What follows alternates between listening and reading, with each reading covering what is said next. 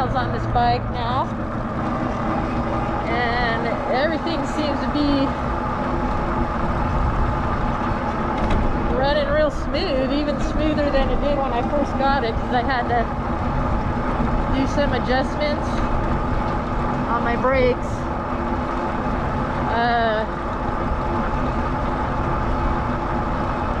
Do some tightening up of the rotors. The screws on the rotors were loose, some of them. And once I got everything adjusted and brakes adjusted, I tightened up my fenders really good, and they seem to be not vibrating like they were before. I hear it every once in a while, but not too bad at all. And if I want to take dirt roads or go through the grass or go on gravel or go, see, there's my fender a little bit. It seems like when I start to slow down, it kind of vibrates a little bit, but not too bad.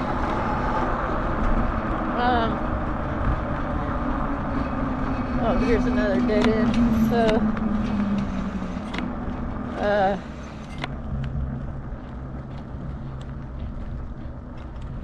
let's see if we can go up this little hill here. Yeah, see, goes up no problem.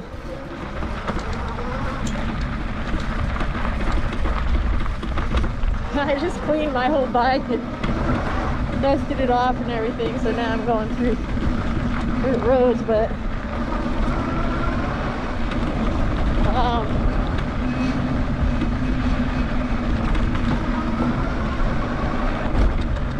this thing does great on any kind of terrain, except you know, it kind of bounces you around a little bit on some of these roads if they're pretty bumpy, but if they're not too bumpy, you can go pretty good. This guy on a motorcycle over there, he doesn't have a helmet on. I'm on a bike, electric bike, I have my helmet. And here's a train park right here, so that's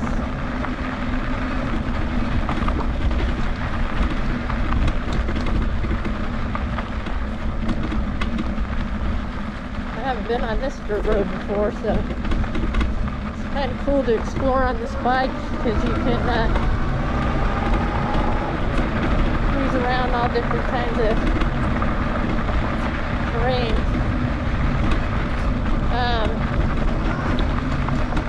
I'm almost into it. I'm 96 miles now, so I'm getting into the 100-mile range.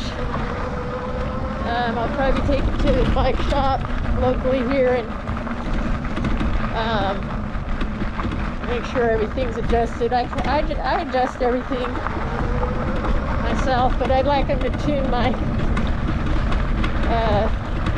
my rims, you know, and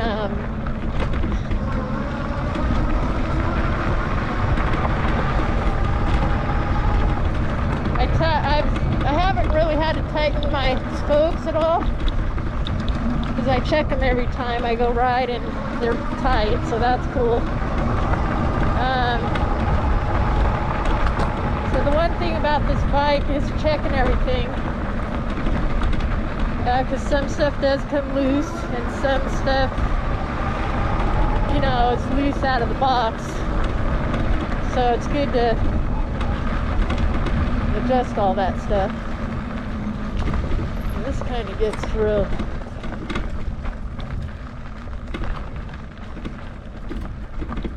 rocky here. So yeah, it's going to bounce me around a bit. So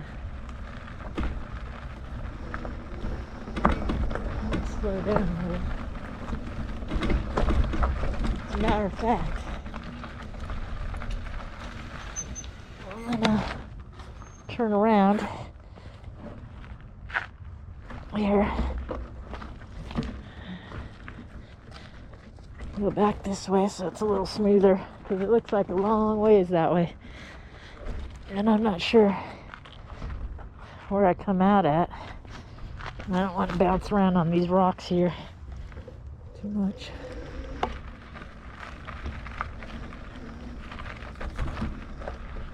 So, let's get going back this way. I got a mask on with my sunglasses, and my sunglasses are getting fogged up. So I'm kind of standing up on the pedals. So I probably could have rode that whole way doing this because it's not too bad. But when these rocks, you know, when you got rocks to go over, it's probably better to let the air out of the tires or have a suspension on your bike, because jars you around a little bit too much, and that looked like a long ways to be bouncing around. So if it's just a dirt road, it's not bad at all. You can go pretty quick and just use your legs to hold yourself up off, you know, your saddle or your seat, and you can handle the rough terrain. But the big tires definitely help out, but you definitely need suspension going over those rocks. So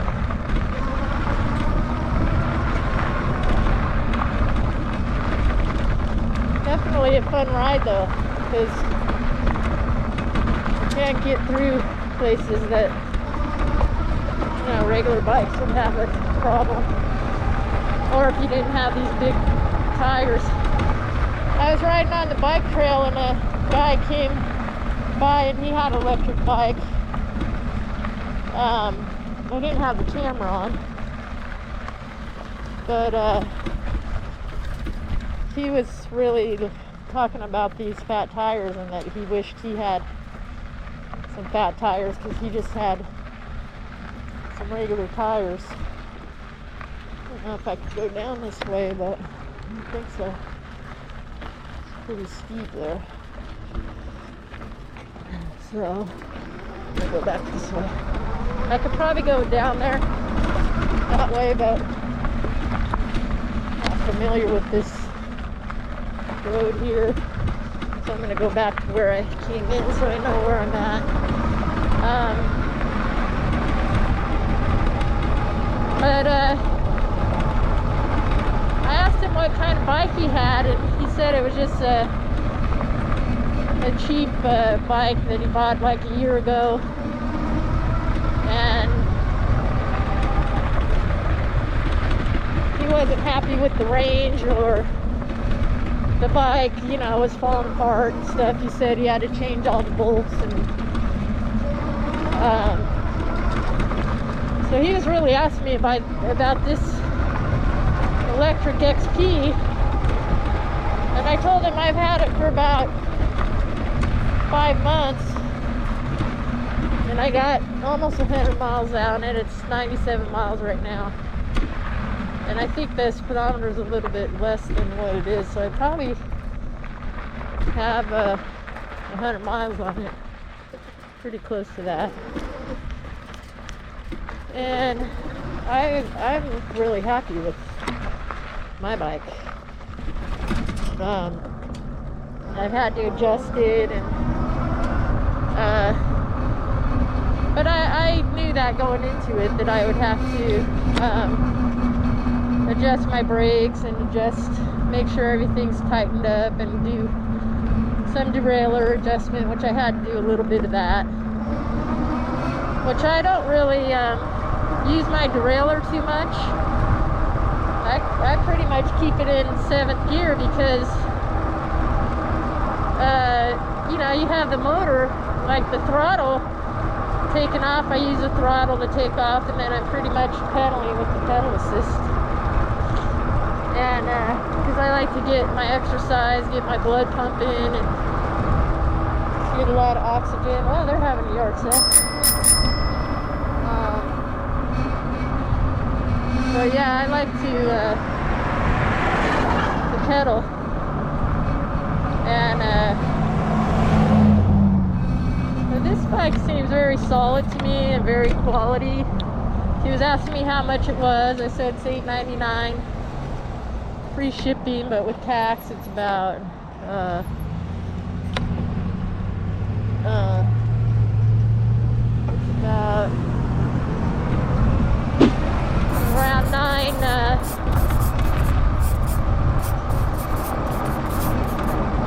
$9.50.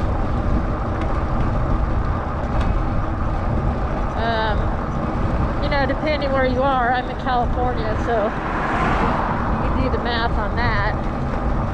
It's around that $9.50, $9.60, I think. And then I added a seat and a mirror, and that's about all I've done, which is, you know, really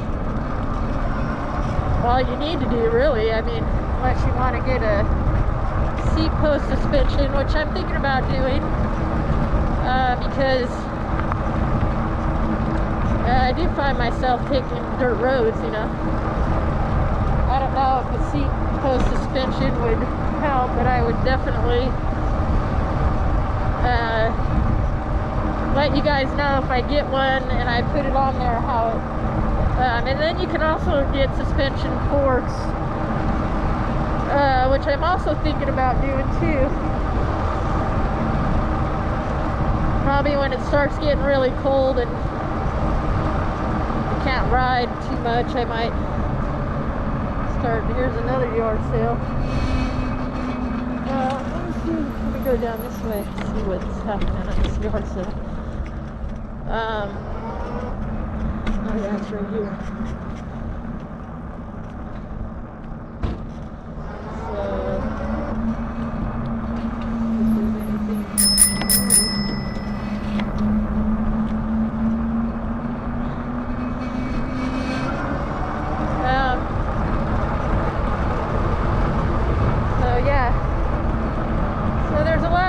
You could upgrade this bike too, and you know, if you wanted to do the hydraulic brakes, you could do that, upgrade your brakes. But these brakes are working fine for me.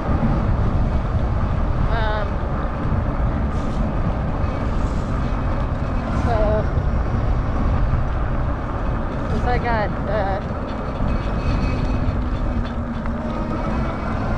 I don't put too much weight on them, but you feel like they're not doing too good, you could always upgrade your brakes too. So there's a lot, you know. And I was watching a video the other night with Bolton e-bikes. Put a shout out to Bolton e-bikes, because the guy Kyle, I think is his name. I hope I'm right with that. He's got some really good information. He helped me a lot on buying an e-bike, which I love his e-bikes. But this was like a budget e-bike for a good quality for the price. So I wasn't sure if I was gonna ride, you know. So I kind of went with the budget bike. To me, it's not a budget bike though, because it's really nice, you know. It's the quality and the customer service, and really puts this bike in a pretty good category than the other cheap bikes that, like the guy that I saw riding with his, he wasn't happy with it. So I'm very happy with this bike.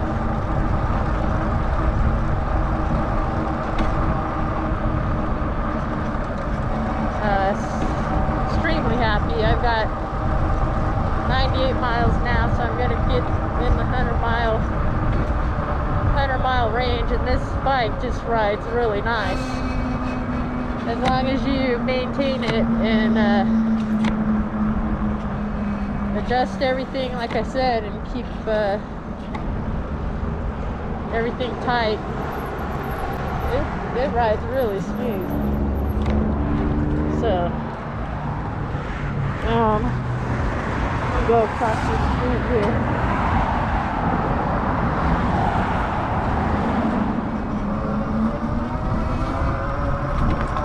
So, that was just a little ride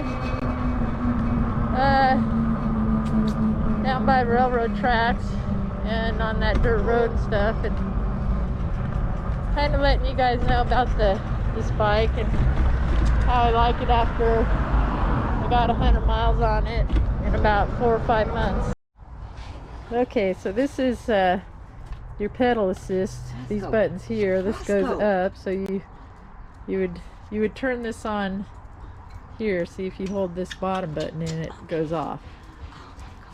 And then when you hold this button in again,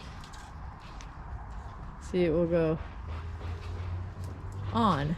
And I have 101 miles right now, so just went over the 100-mile mark. And pedal assist, if you push this up arrow, that's pedal assist 1, then you hit it again, it goes to 2, hit it again, 3, 4, 5, and then when you go back down, that's 4, and it's just 1 through 5, and 3, 2, 1. 1 is like if you just, it's the first time you rode this bike, you just want to do it in 1 or 0, because you can ride this, with no gears at all. Just like a regular bike, which I would recommend if this is your first electric bike. Just ride it to get used to it. So now what I do is, after I go riding, I go up this ramp here, because I put this bike inside the house, keep it safe and keep it out of the elements and everything. So what you would do is, I'm going to have Trina hold the camera, and you would hold this down just a little bit, and then it'll say P, I think, and that's like the walking. You can walk if you get a flat tire or something, or you need to walk up the hill. So this will help you going up this ramp. So I'm going to hold it down. It goes to P, and then you just walk up this ramp. And it helps you once you get up here. You hit the brakes, and then you get up on the porch, and you can go into the house. So it's just a matter of holding this down. I don't know if you saw that down there. And it goes to P. And then if you hit the brake, see, it goes off. So that gives you, it's pretty quick, but it's great going up this ramp. So if you need to go up a ramp, you could use that. And the little walking feature is works great. So that's how you use the pedal assist buttons, and the power button you push in and it goes off. And the key is right down here, and I just leave the key in here, and then that's off, and you turn it on when you're ready. So you got to do 2 things: do the key, and then press this button, and it comes on. And this is your battery. It's kind of a bar. It has a half mark here, and then these bars. So I rode today.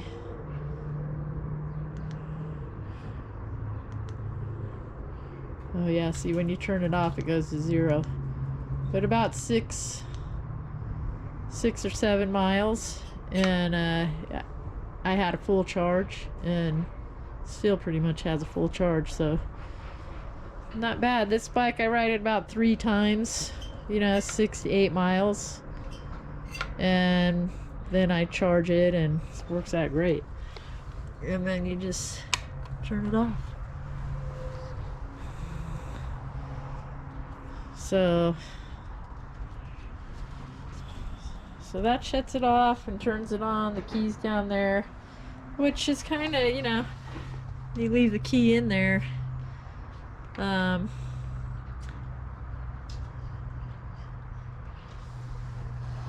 Yeah, I just leave the key in there.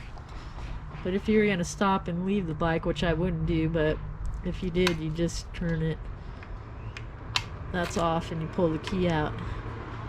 So it's a little tricky getting it in there, but once you know it faces this way, you know that's on with the bike, and then this crooked part's off. So when you're riding, it's straight up and down, so you can't really even see that key. And it's in a good position, I think. If it rains or the bike gets wet or whatever, it's not gonna get inside this hole, you know, and mess up the battery. So you know, if it was up here, you got water on it or something, it would get down in there. But with it here, kind of keeps it clean and out of the way. So that's Lectric XP going up the ramp with the walk feature and the pedal assist, showing you the 5 gears and the battery. Let's see, let's turn this back on.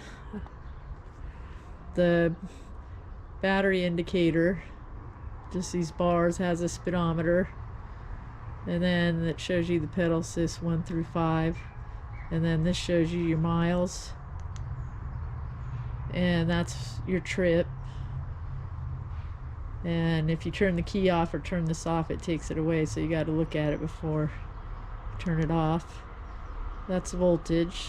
So the battery, that's another way to tell how much your battery's got. 51 volts, a little bit over. And then the currents when you're pedaling, and then the time. It's been on 40 seconds, so that'll tell you how much time you rode. And then back, just that keeps the miles on the bike, you know, ongoing. So whatever the mileage is, it's right there. And so that's your display. You push this in and turn it off, and you go down here and click the key off, and then that way you know next time you ride, you just turn the key on, turn this on, and ready to go. And just get used to the pedal assist, and you know, ride it without it first and then ride with it, and you'll be, you know, it's a good bike. The walk feature is awesome. Going up that ramp, you can do it all by yourself. Goes right up. So till next time, thanks for watching. Have a great day and have fun out there.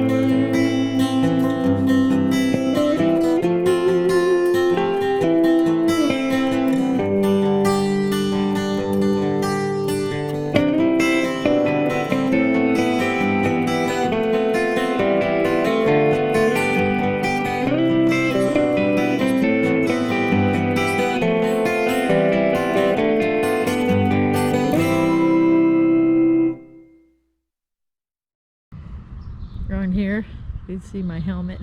I got 1000 helmet, which is really comfortable and really cool. I might do a little review on that.